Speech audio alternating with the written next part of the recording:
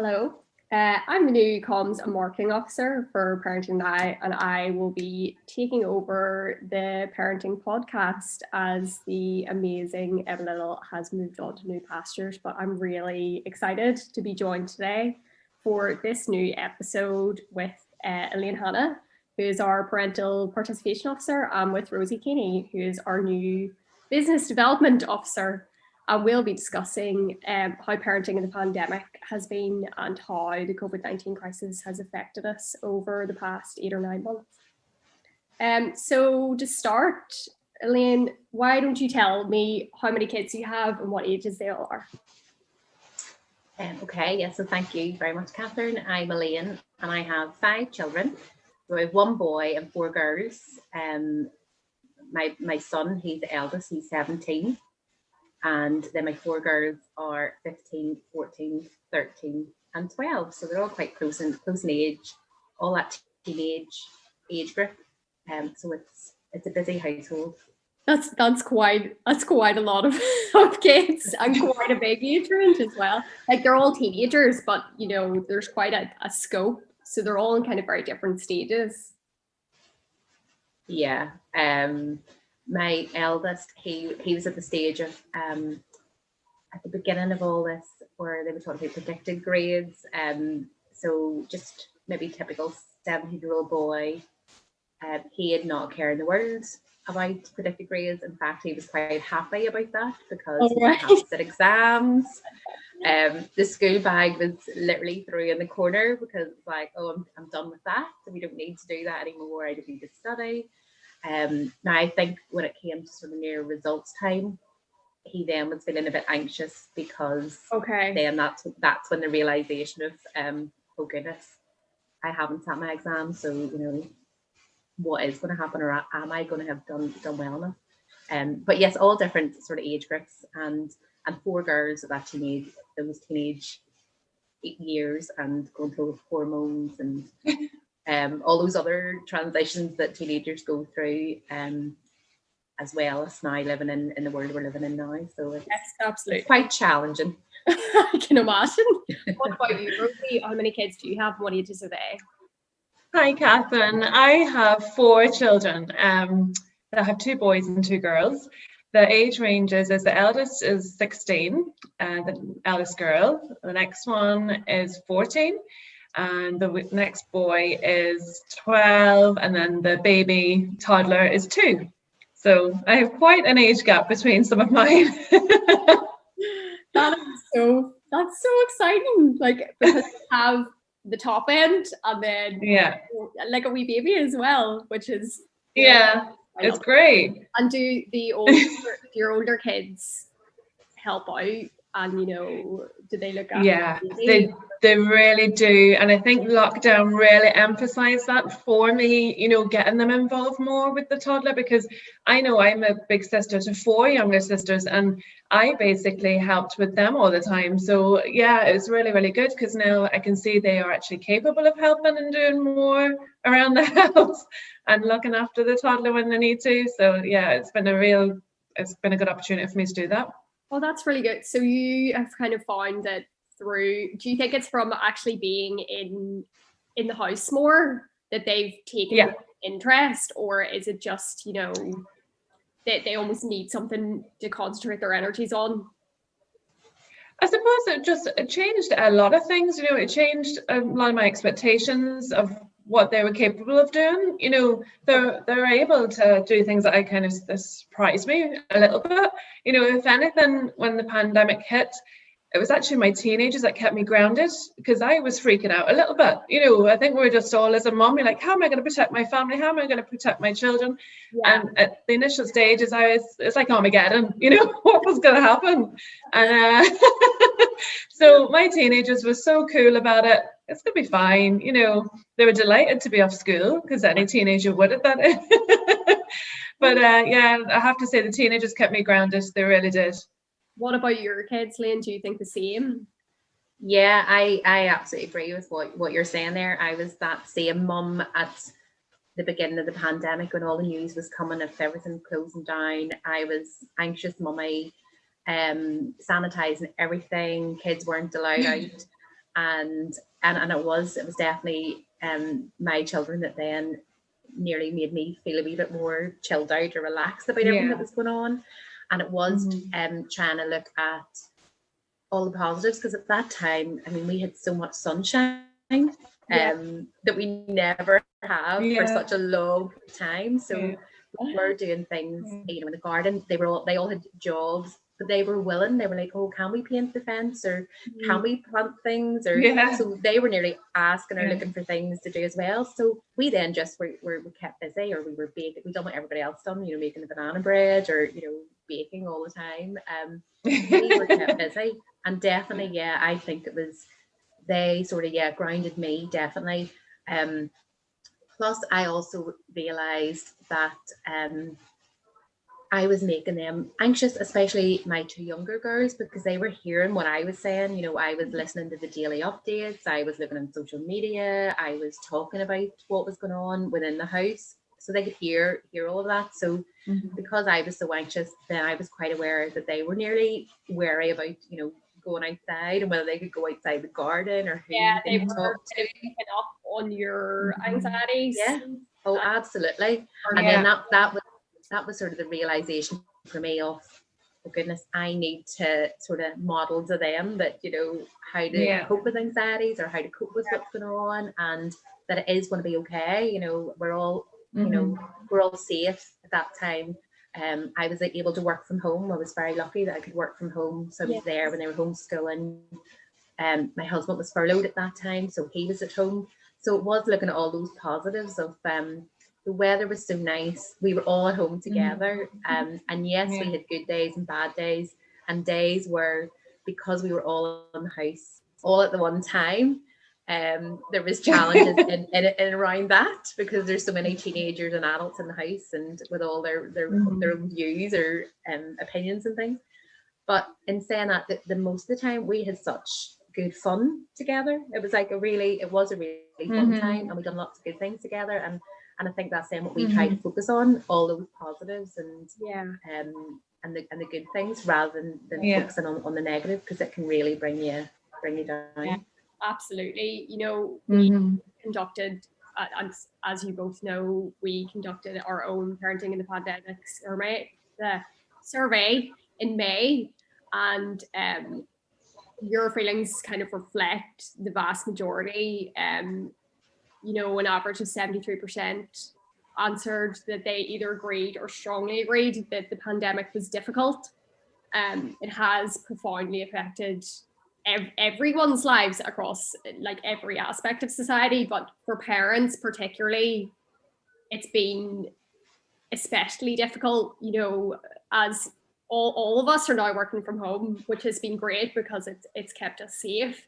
But, you know, working from home is very different when you're able to work from home and you're maybe alone and you don't have kids like myself. But if you live with, you know, maybe two children who are under the age of 5, your experience of that is going to be very different. And, you know, I just wonder how you both have kind of coped with that and like learned to make space for your work environment while still being able to be there for your children in the middle of so much chaos and upheaval. Definitely. For me, at the beginning of the pandemic, I was very much, we're going to be organised. We are going to try and stick to the daily routine that the children would have still had at school. And the kids would be up as normal, as if they were normally going to school. I was normally going to work. And that very quickly fell to the wayside because I was working from home. They were homeschooling. We were trying to work out Google Classroom codes. It was just, we just very quickly learned that it was just quite stressful to be doing both. So there was days that, you know, the sun was shining and I would have said, look, don't worry about that homework now. We'll get it done. We'll get around to it. And it was about lowering, I suppose, my expectations, because I was like, right, okay, you know, we need to do this. We need to have homework done and we need to make sure that's in time. And, you know, I need to be working and plus we need to do the housework and everything else that goes along with parenting. And it was about just going, do you know what? It'll get done. And it was just about looking at, you know, what really is a priority now, and it is just that everybody's happy and healthy and everybody's safe. And you know, we'll get caught up in what schoolwork, or you know, that's another day. So there was days that it worked really well, days it just didn't work at all. Yeah. Now that the children are at school and they have that routine of going to school, and I have the space then at home and peace to work from home, definitely for me it's easier, because you're not having to try and homeschool or get them up for breakfast or do all or prepare dinners for them or do all those things. You have time to sort of concentrate and do your work. And I do try to, as I'm working from home, even be strict on my times, that I know, okay, well, this is, if I was at work, I would be logging off at this time, so I need to log off. The laptop needs to be put away out of sight. And I have created like my own space as well, that is, you know, sort of my work area, so that you know, I have that time to concentrate on work things. But Absolutely. it definitely is a challenge, definitely. Yeah, and this is, yeah, sorry. The children going back to school has probably improved that situation for families all over. But then, you know, with children going back to school, there's now the added worry of, you know, isolation and, you know, other children potentially getting sick and then bringing it home. And there's pros and cons. But it's great that children are able to go back to school and still get their education. You know, I imagine that lots of parents really struggle to kind of try and, as you said, juggle everything. And in the end, whenever you're kind of trying to live through something as stressful as this has been, while keeping everyone together, there's always going to have to be something that gives. So, you know, what about you in that sense, Rosie? Are your kids, have you sent them all back to school, and are they happy to be there? Are they enjoying it?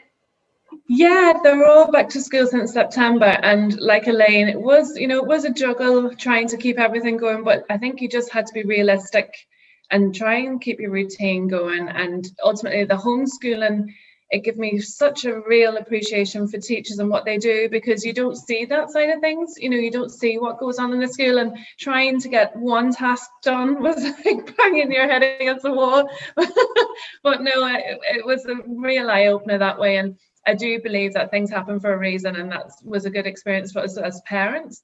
But yeah, they're all back at school. I think the most important thing for children at the minute is a social interaction. You know, they missed all that so much when it was locked down. They didn't get to go anywhere. They didn't get to meet up with friends. And at least at school now, I've not had anybody say to me at the minute they don't like school, which was a constant reminder when things were normal. So at least they're getting that interaction with their friends. Maybe, you know, and yeah, a change of heart about school. Which is great.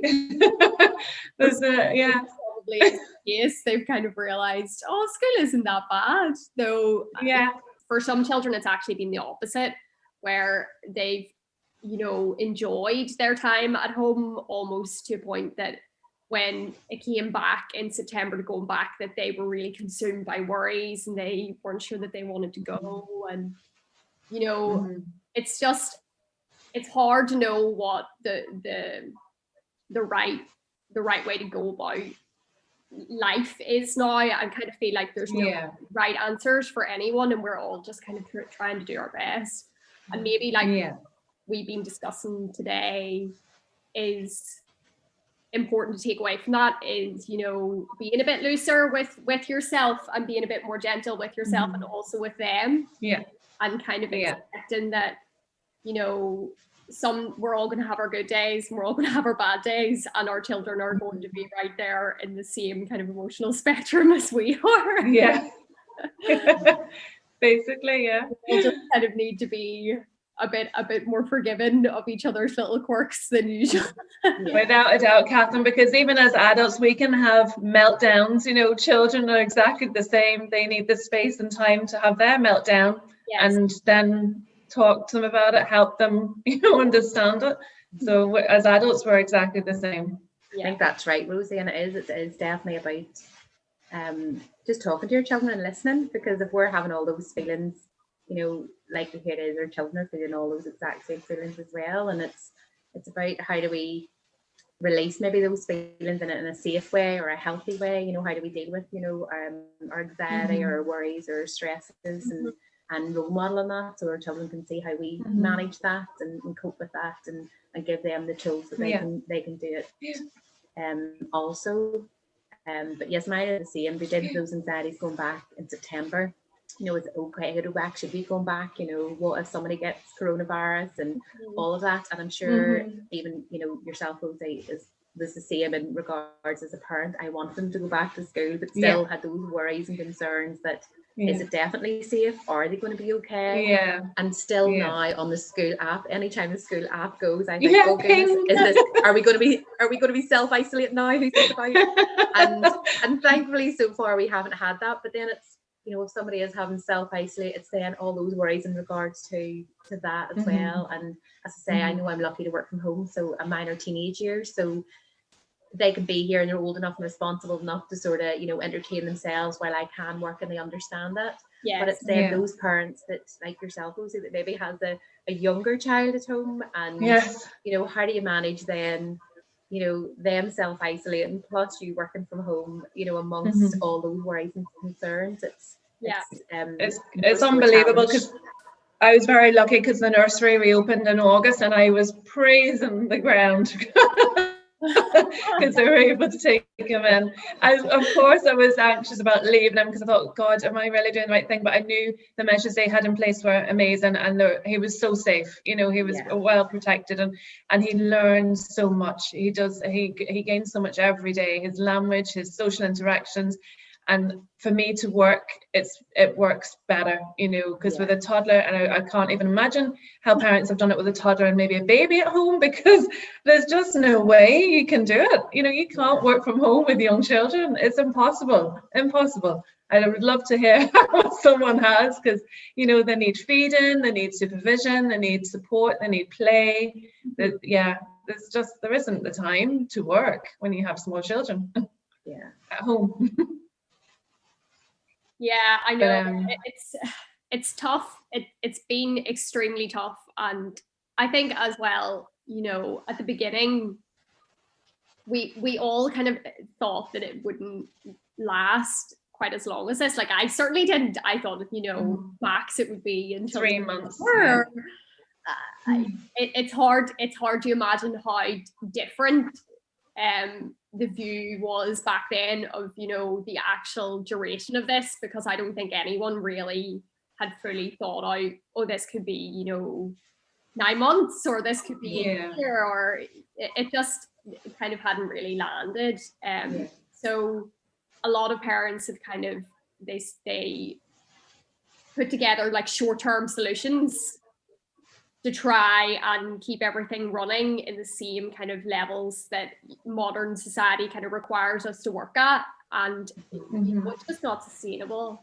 I think it's great whenever workplaces can be flexible as well for their staff, and you know, allow for parents who maybe do have young children to flex their offers a bit, because I know that, you know, that there's many workplaces that have allowed that, and I think that's absolutely fantastic and something that really all workplaces should consider doing, especially during this. And you know, there is support out there if you are listening and maybe you're kind of struggling, or you're finding it difficult to keep the momentum up and stay positive, which is completely understandable at this point in line. You can call us on 0808 8010722, and there are people available who will be willing to speak with you and can talk through all of your parenting problems.